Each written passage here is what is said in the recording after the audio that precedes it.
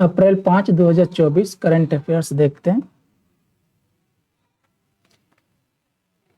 पहला क्वेश्चन है, ब्रह्मांड का अध्ययन करने के लिए प्रत्यूष परियोजना के हिस्से के रूप में कौन सा उपकरण विकसित किया जा रहा है। उपकरण के पूछ रहा है, कौन सा उपकरण विकसित किया जा रहा है। ए सूक्ष्मदर्शी, बी पारकार, सी बैरोमीटर, या सी या डी टेलीस्कोप। हमारे आंसर है ये डी टेलीस्कोप को टेलीस्कोप का क्या जा रहा है, विकास किया जा रहा है, विकसित किया जा रहा है टेलीस्कोप को। ठीक है। प्रत्यूष परियोजना में एक उच्च रेजोल्यूशन टेलीस्कोप का विकास शामिल है, जिसका उद्देश्य क्या है, हाइड्रोजन से संकेतों को कैप्चर करके और ब्रह्मांडीय विकास में अंतर्दृष्टि प्रदान करके ब्रह्मांड के पुनर्आयनीकरण युग का अध्ययन करना है। प्रत्यूष नाम की इस दूरबीन को प्रारंभिक समायोजन और पृथ्वी की कक्षा में फाइन ट्यूनिंग के बाद चंद्रमा के दूरी की ओर तैनात किया जाएगा। जिससे खगोलविदों को पहले सितारों और आकाशगंगाओं द्वारा उत्सर्जित संकेतों का पता लगाने में सक्षम बनाया जाएगा, जो प्रारंभिक ब्रह्मांड के बारे में मूलभूत सवालों के जवाब दे रहे हैं। इसमें कौन सा उपकरण, ये टेलीस्कोप उपकरण विकसित किया जा रहा है, किसमें, प्रत्यूष परियोजना के हिस्से के रूप में। प्रश्न संख्या 2 देखते हैं। पेरिस ओलंपिक के लिए क्वालिफाई करने वाले एकमात्र भारतीय भारोत्तोलक कौन है। ए चंद्रकांत माली, बी मीराबाई चानू, सी पूनम यादव, या डी विकास ठाकुर। हमारा आंसर है बी, ये मीराबाई चानू है।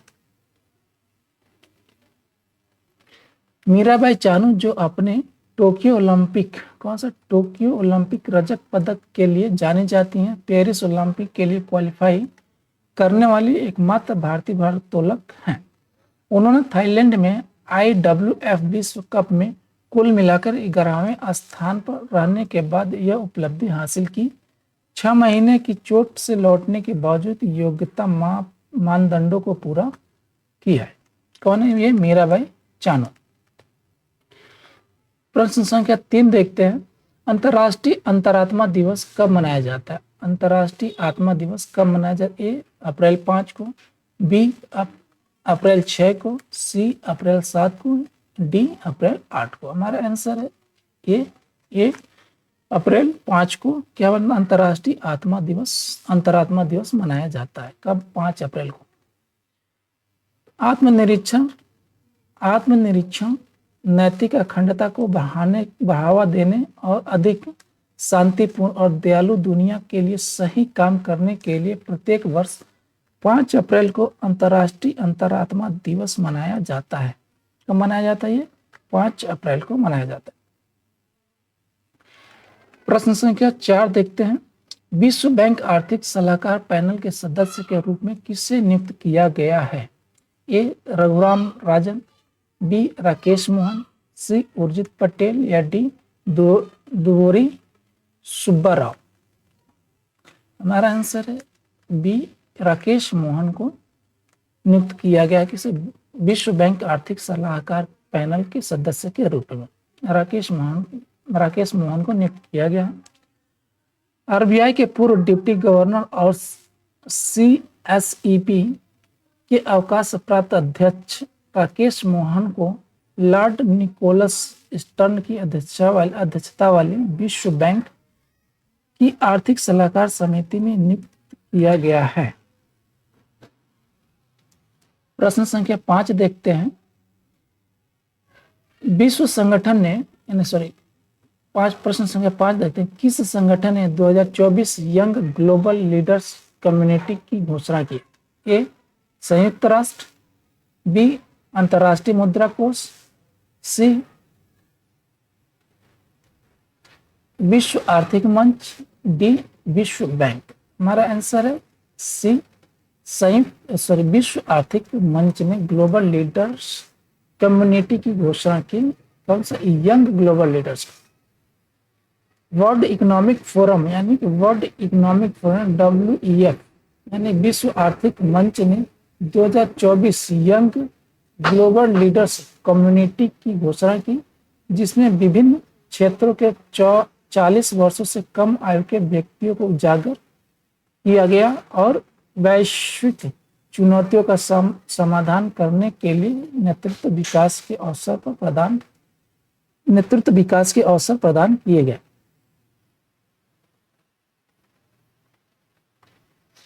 प्रश्न संख्या 6 देखते हैं। किस देश ने विनाशकारी सूखे के कारण आपदा की स्थिति घोषित की? ए बोत्सवाना, बी जिम्बाब्वे, सी मोजाम्बिक या डी दक्षिण अफ्रीका। हमारा आंसर है ये बी है जिम्बाब्वे। क्या आपदा स्थिति की घोषणा की है? किसके? विनाशकारी सूखे के कारण। जिम्बाब्वे ने दक्षिण अफ्रीका को प्रभावित करने वाले गंभीर सूखे के कारण आपदा स्थिति की घोषणा की, जिससे भोजन की कमी और मानवीय संकट पैदा हो गए। राष्ट्रपति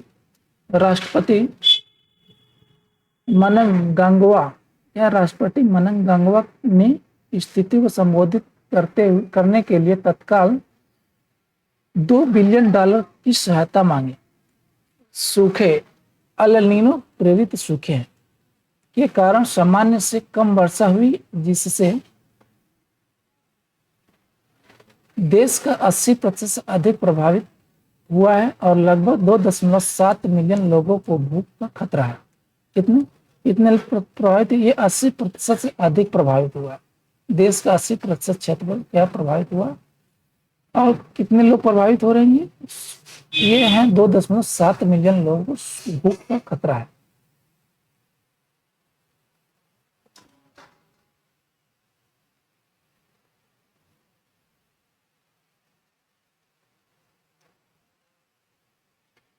प्रश्न संख्या 7 देखते हैं। किस देश ने दुनिया के सबसे शक्तिशाली लेजर का अनावरण किया? ए फ्रांस। दुनिया का सबसे शक्तिशाली लेजर का अनावरण किया? ए फ्रांस, बी जर्मनी, सी संयुक्त राज्य अमेरिका। ये अमेरिका यहाँ पर हो जाएगा, अमेरिका। D Romania. हमारा आंसर है डी रोमानिया ने दुनिया के सबसे शक्तिशाली लेजर का अनावरण किया, विकसित किया। रोमानिया ने दुनिया के सबसे शक्तिशाली लेजर का खुलासा किया। नोबेल विजेताओं द्वारा विकसित चीर-पेट पल्स एम्प्लीफिकेशन तकनीक का उपयोग करते हुए स्वास्थ्य सेवा से लेकर अंतरिक्ष अन्वेषण तक के अनुप्रयोगों के साथ लेजर प्रौद्योगिकी में देश की प्रगति को प्रदर्शित करता है।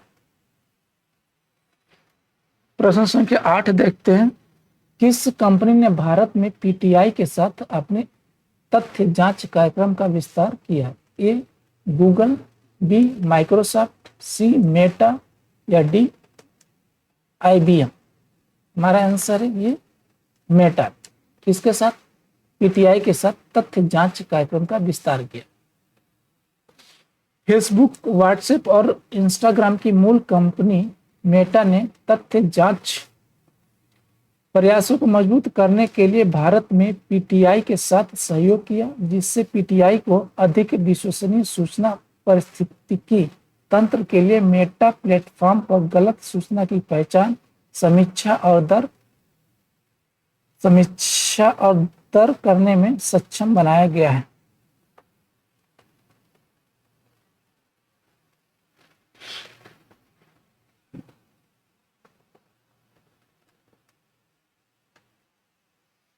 प्रश्न संख्या 9 देखते हैं। भारत ने किस वर्ष तक 1 लाख मेगावाट की परमाणु ऊर्जा क्षमता हासिल करने का लक्ष्य रखा है?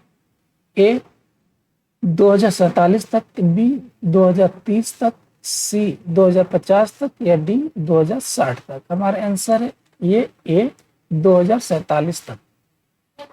भारत का लक्ष्य 2047 तक 1 लाख मेगावाट की परमाणु ऊर्जा क्षमता हासिल करना है, जैसा कि परमाणु ऊर्जा विभाग के सतत ऊर्जा और भविष्य की ऊर्जा मांगों को पूरा करने के लिए अंतर्राष्ट्रीय सहयोग के रोड मैप में उल्लेखित है। प्रश्न संख्या 10 देखते हैं। डीआरडीओ किस राज्य में हथियार प्रणाली के लिए एक नया परीक्षण केंद्र स्थापित कर रहा है? कौन सा? डीआरडीओ किस राज्य में हथियार प्रणाली की एक नया परीक्षण टेस्टिंग सेंटर बना रहा है? ए ओडिशा, बी पश्चिम बंगाल, सी तमिलनाडु या डी महाराष्ट्र? हमारा आंसर है बी, ये पश्चिम बंगाल में टेस्टिंग सेंटर स्थापित कर रहा है हथियार की टेस्टिंग के लिए। रक्षा अनुसंधान और विकास संगठन यानी कि डीआरडीओ पश्चिम बंगाल के जूनपुट गांव, कौन सा है? जूनपुट गांव में हथियार प्रणालियों के लिए एक परीक्षण केंद्र स्थापित कर रहा है।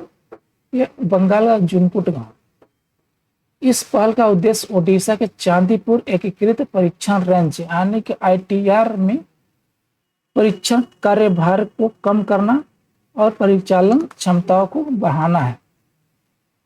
प्रश्न संख्या 11 देखते हैं। आर्मी मेडिकल कोर ने अपना 260वां स्थापना दिवस कब मनाया? आर्मी मेडिकल कोर ने अपना 260वां स्थापना दिवस कब मनाया? ए अप्रैल 1 को, बी अप्रैल 2 को, सी अप्रैल 3 को या डी अप्रैल 4 को? तो हमारा आंसर कौन सा? अप्रैल 3 को अपना 260वां स्थापना दिवस मनाया। कौन? आर्मी मेडिकल कोर ने। आर्मी मेडिकल कोर ने 3 अप्रैल 2024 को अपना 260वां स्थापना दिवस मनाया, जो सदियों की निस्वार्थ सेवा, व्यावसायिकता और देश की स्वास्थ्य सेवा के प्रति समर्पण का स्मरण कराता है, जिससे सैन्य और नागरिक गणमान्य व्यक्तियों द्वारा भाग लेने वाले एक कार्यक्रम द्वारा चिन्हित किया गया।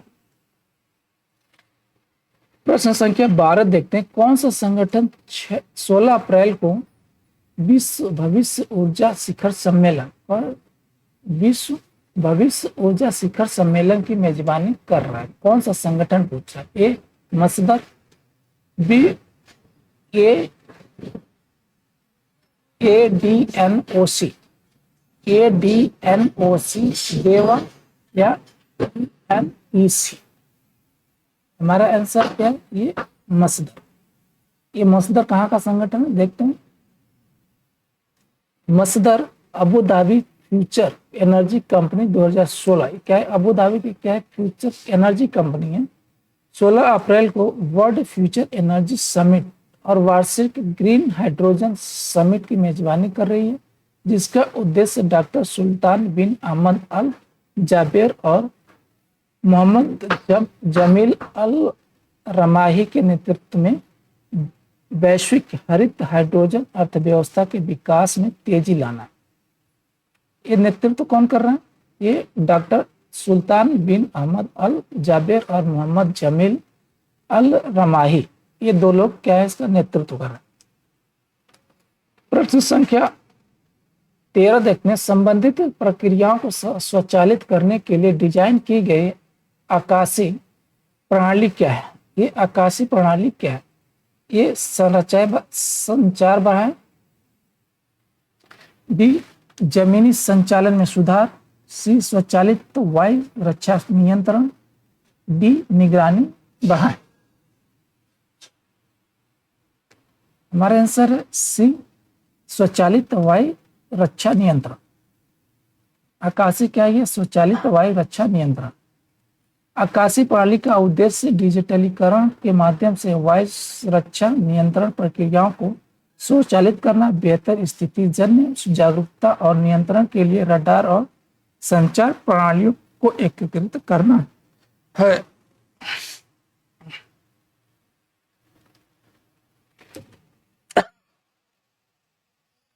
प्रश्न संख्या 14 देखते हैं। उत्तरी अटलांटिक संधि संगठन यानी कि नाटो की स्थापना किस वर्ष में हुई थी? अब ये वर्ष पूछ रहा है, किस वर्ष में हुई थी नाटो की स्थापना? ए 1945, बी 1946, सी 1947 या डी 1949? हमारा आंसर है ये डी 1949 में नाटो की स्थापना हुई थी। नाटो की स्थापना 1949 में हुई थी। इस वर्ष अपनी 75वीं वर्षगांठ को चिन्हित करते हुए ब्रुसेल में 7 दशकों की सामूहिक रक्षा और विस्तार के उपलक्ष्य में एक विशेष कार्यक्रम के साथ सदस्य देशों की सुरक्षा सुनिश्चित करने में अनुच्छेद 5 के महत्व पर जोर दिया गया। किस पर जोर दिया? अनुच्छेद 5 के महत्व पर जोर दिया गया है। ठीक है, इस स्थापना में कौन सी स्थापना दिवस? ये 75वीं स्थापना दिवस है। कब हुआ? तो ये 1949 में इसकी स्थापना हुई थी। ठीक है,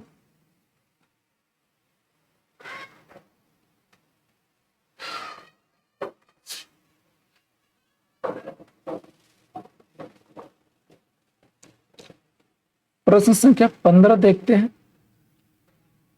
भारत में राष्ट्रीय समुद्री दिवस कब मनाया जाता है? भारत में राष्ट्रीय समुद्री दिवस कब मनाया जाता है? ए अप्रैल 5 को, बी मई 5 को, सी जून 5 को या डी जुलाई 5 को? हमारा आंसर है ए अप्रैल 5 को राष्ट्रीय समुद्री दिवस मनाया जाता है। ठीक है, एसएस लॉयल्टी की 1919 में यूके की ऐतिहासिक यात्रा की याद में अंतर्राष्ट्रीय व्यापार और आर्थिक विकास में समुद्री क्षेत्र के महत्व का सम्मान करने के लिए भारत में हर साल 5 अप्रैल को राष्ट्रीय समुद्री दिवस मनाया जाता है। क्या मनाया जाता है? ये 5 अप्रैल को समुद्री दिवस मनाया जाता है।